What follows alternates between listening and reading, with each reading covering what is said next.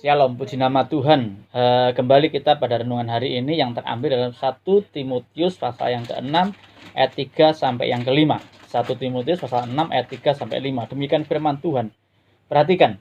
Jika seorang mengajarkan ajaran lain dan tidak menuruti perkataan sehat, yaitu perkataan Tuhan Yesus Kristus, dan tidak menuruti ajaran yang sesuai dengan ibadah kita, ia adalah seorang yang berlagak tahu, padahal tidak tahu apa-apa.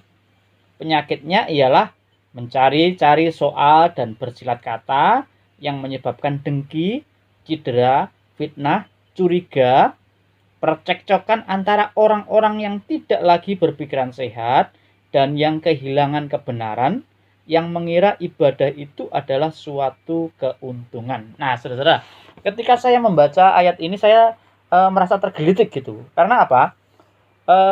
Banyak orang itu ketika mendengar berita dari media massa atau dari medsos gitu, maka yang terjadi apa? Yang terjadi langsung memberikan satu respon gitu. Ada asumsi juga, terus responnya cepat sekali, bahkan ketika memberikan respon itu seperti seorang ahli, bahkan lebih dari ahli gitu. Jadi responnya itu luar biasa sekali. Bahkan hari-hari ini kalau kita dengar beberapa hamba-hamba Tuhan mengkhotbahkan tentang COVID-19, tentang vaksin, mengatakan itu adalah suatu hoax, mengatakan vaksin itu dari antikris, mengatakan vaksin itu adalah ada chipnya yang akan membawa kita terpantau dimanapun kita berada. Dan itu padahal itu berita bohong.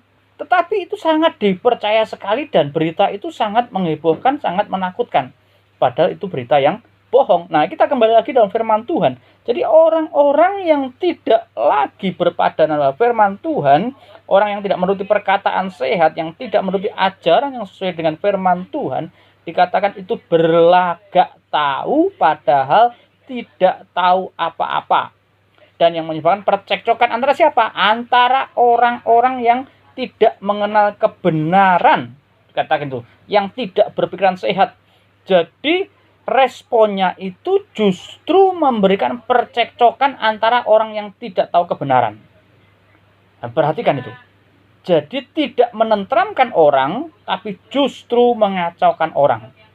Itulah ketika manusia lepas dari firman Tuhan, manusia tidak lagi kembali pada firman Tuhan, maka yang ditimbulkan adalah kekacauan. Kekacauan pada siapa? Kekacauan orang yang tidak benar-benar setia atau orang yang tidak benar-benar berpaut pada firman Tuhan. Oleh karena itu kembalilah pada firman Tuhan. Karena dengan firman Tuhan saudara akan mengajarkan kebenaran dan akan membebat orang.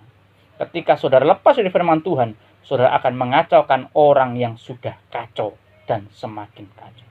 Balik pada firman Tuhan. Baca, pelajari firman Tuhan. Saudara akan diberkati dan akan memberkati orang lain, bahkan menghidupkan orang lain.